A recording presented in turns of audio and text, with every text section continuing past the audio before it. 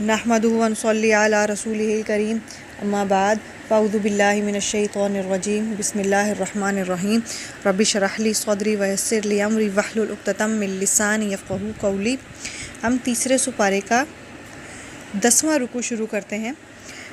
سورہ آل عمران کی آیت نمبر 10 سے۔ ان الذین کفروا، بے شک وہ لوگ جن لوگوں نے کفر کیا، لن تغنی عنہم اموالہم، تو ہرگز نہ کام آئیں گے ان کے مال، ولا اولادہم، اور نہ ہی ان کی اولاد، من اللہ شیئا، اللہ کے سامنے کچھ بھی، واولئک ھم وقود النار، اور وہی لوگ ہیں دوزخ کا ایندھن۔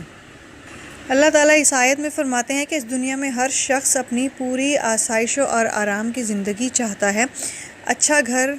اچھی بیوی اور بچے، بہت سارا پیسہ، تو قیامت کے دن یہی پیسہ اور اولاد اس کا ایندھن ہوں گے، وہ انہی کی آگ میں جلے گا۔ کافروں میں جو مالدار تھے وہ کہتے تھے کہ دیکھو ہم تمہارے خدا کی پیروی بھی نہیں کرتے، مگر پھر بھی تمہارا خدا ہم پر اتنا مہربان ہے اور تمہیں اتنی فرما برداری کے باوجود بھی غریب و مفلس رکھا ہوا ہے۔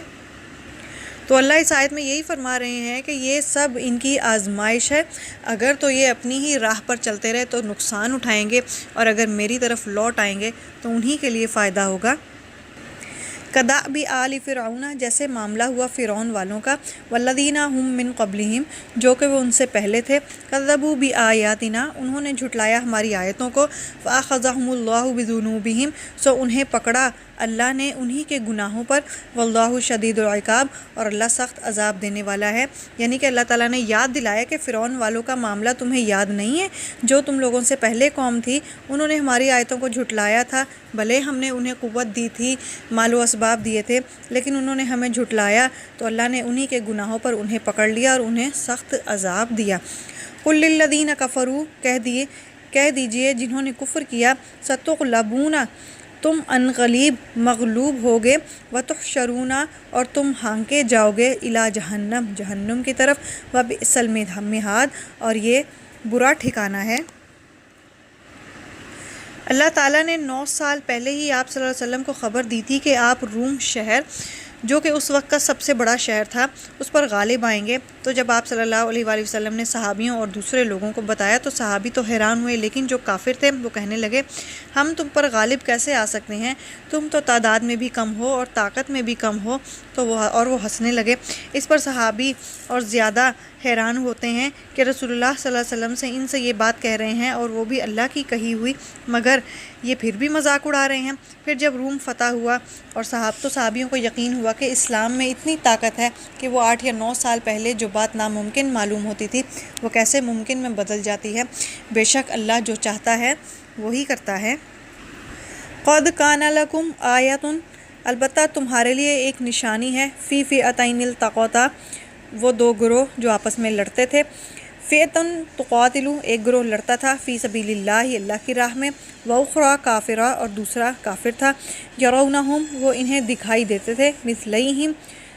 چند ایک، رعی العین، کھلی نگاہوں سے، واللہ یؤید بنصرہ، اور اللہ تائید کرتا ہے اپنی مدد سے، من یشاء، جسے بھی چاہتا ہے، ان فی ذلک لعبرۃ لأولی الابصار، بے شک اس میں ایک عبرت ہے دیکھنے والوں کے لیے۔ اس آیت میں اللہ تعالیٰ جنگ بدر یاد دلا رہے ہیں کہ جو کہ مثال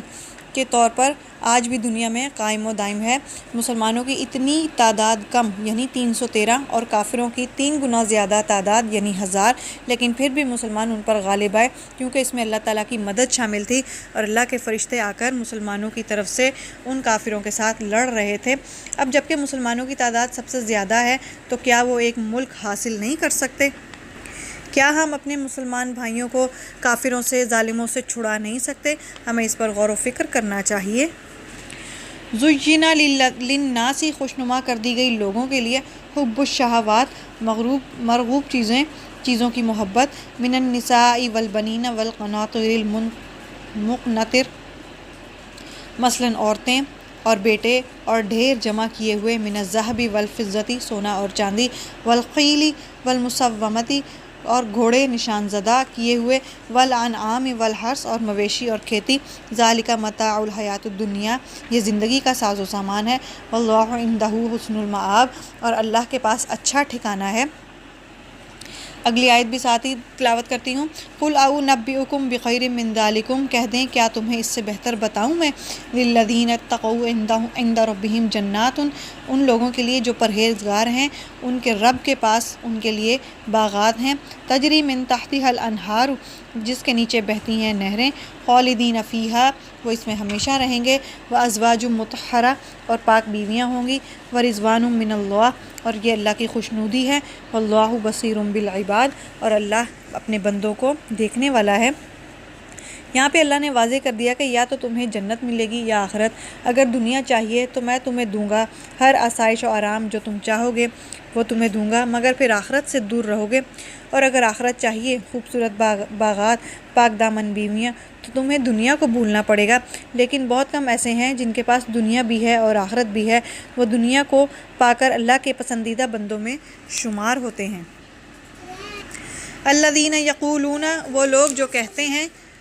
ربنا اننا، اے ہمارے رب، بے شک ہم، آمنا، ایمان لائے ہیں، فاغفر لنا، سو بخش دے ہمیں، ذنوبنا، ہمارے گناہ، وقنا عذاب النار، اور ہمیں دوزخ کے عذاب سے بچا، الصابرین، صبر کرنے والے، والصادقین، سچے، والقانتین، حکم بجا لانے والے، والمنفقین، خرچ کرنے والے، والمستغفرین، بخشش مانگنے والے، بالاسحار، پچھلی رات میں۔ اللہ تعالیٰ اس آیت میں اپنے نیک بندوں کا ذکر فرما رہے ہیں کہ صبر کرنے والے، سچ بولنے والے، میرا حکم بجا لانے والے، میری راہ میں خرچ کرنے والے، بخشش مانگنے والے، سحری کے وقت یعنی کہ رات کے پچھلے پہر، سحری میں مانگنے کی بہت زیادہ فضیلت ہے۔ اللہ خود آسمان دنیا یعنی پہلے آسمان پر آ کر لوگوں سے کہتا ہے کہ آؤ مجھ سے جو مانگو گے میں دوں گا۔ اس وقت اللہ تعالیٰ خود دعوت عام لوگوں کو دے رہا ہوتا ہے، مگر لوگ اتنی غفلت کی نیند سو رہے ہوتے ہیں کہ انہیں کسی چیز کی بھی فکر نہیں ہوتی۔ شہید اللہ انہ لا الہ الا ہو، گواہی دی اللہ نے کہ نہیں ہے معبود سوائے اس کے، والملائکۃ، اور فرشتے، واولو العلم قائما بالقسط، اور علم والوں نے بھی، وہی حاکم ہے انصاف کے ساتھ، لا الہ الا ہو، نہیں ہے معبود سوائے اس کے کوئی بھی، العزیز الحکیم، وہ زبردست حکمت والا ہے۔ یہاں پہ اللہ تعالیٰ کی گواہی دی جا رہی ہے کہ میرے سوا، اللہ تعالیٰ کہتا ہے کہ کوئی بھی معبود نہیں ہے۔ اس چیز کی گواہی فرشتوں نے بھی دی، علم والوں نے بھی دی، بے شک وہ انصاف کرنے والا ہے، اور بے شک اس کے سوا کوئی بھی معبود نہیں ہے۔ ان الدین عند اللہ الاسلام، بے شک اللہ کے دین، اللہ کے نزدیک دین اسلام ہی ہے۔ وما اختلف الذین اوتوا الکتاب، اور جنہوں نے اختلاف کیا جنہیں دی گئی کتاب، الا من بعد ما جاءہم العلم، مگر اس کے بعد کہ ان کے پاس آ گیا ہو علم، بغیا بینہم، مگر آپس کی ضد کی وجہ سے، ومن یکفر بآیات اللہ، اور جو انکار کرے اللہ کی آیتوں کا، اللہ کے احکامات کا، فإن اللہ سریع الحساب، تو بے شک اللہ جلد حساب لینے والا ہے۔ فَإِنْ حَاجُّوكَ فَقُلْ أَسْلَمْتُ وَجْهِيَ لِلَّهِ وَمَنِ اتَّبَعَنِ، پھر اگر وہ آپس میں جھگڑیں تو کہہ دیں کہ میں نے جھکا دیا ہے اپنا منہ اللہ کے لیے جس نے میری پیروی کی۔ وَقُلْ لِلَّذِينَ أُوتُوا الْكِتَابَ، تو کہہ دیں اہل کتاب اور ان ان پڑھوں سے کہہ دیں، وَالْأُمِّيِّينَ، اور ان پڑھ سے، أَسْلَمْتُمْ، کیا تم اسلام لائے، فَإِنْ أَسْلَمُوا فَقَدِ اهْتَدَوْا، پھر اگر انہوں نے اسلام لائے تو انہوں نے راہ پالی، وَإِنْ تَوَلَّوْا، اور اگر منہ پھیرا، فَإِنَّمَا عَلَيْكَ الْبَلَاغُ، تو آپ پر ہے صرف پہنچا دینا، وَاللَّهُ بَصِيرٌ بِالْعِبَادِ، اور اللہ اپنے بندوں کو دیکھنے والا ہے۔ اللہ تعالیٰ کی تمام کتابیں اور تمام انبیاء برابر ہیں، کسی میں کوئی فرق نہیں۔ بے شک اسلام ایک دین ہے، مگر یہ صرف لوگوں کی ضد ہے کہ یہ کتاب اسے دی گئی ہے، یہ نبی اس نسل سے ہے تو ہم ان پر ایمان نہیں لائیں گے۔ انہوں نے ضد کی اور وہ گمراہی میں پڑ گئے۔ اسلام مکمل ہی تب ہوتا ہے جب اللہ تعالیٰ کی تمام کتابوں پر، تمام انبیاء پر، فرشتوں پر، آخرت پر، اللہ تعالیٰ کے وحدہ لا شریک ہونے پر یقین کیا جائے۔ اللہ تعالیٰ نے آپ صلی اللہ علیہ وسلم سے کہہ دیا کہ اگر آپ سے لوگ جھگڑا کریں تو آپ ایک ہی بات کہہ دیں کہ میں صرف ایک اللہ کو ماننے والا ہوں، جس نے بھی میری پیروی کی سو مجھ میں سے ہے، اور جو نہ ماننے والا ہو بے شک وہ گمراہوں میں سے ہوگا۔ آپ پر کوئی زور زبردستی یا ہماری طرف سے کوئی پکڑ نہیں ہوگی، آپ کا کام ہے صرف پہنچا دینا، اس کے بعد آپ کا کام ختم ہو جاتا ہے۔ اگر وہ مانیں گے اپنے فائدے کے لیے، اگر وہ نہیں مانیں گے تو ان کا اپنا ہی نقصان ہوگا۔ یہاں پہ ہمارا تیسرے سپارے کا 10واں رکوع بھی الحمدللہ مکمل ہوتا ہے۔ وآخر دعوانا ان الحمدللہ رب العالمین۔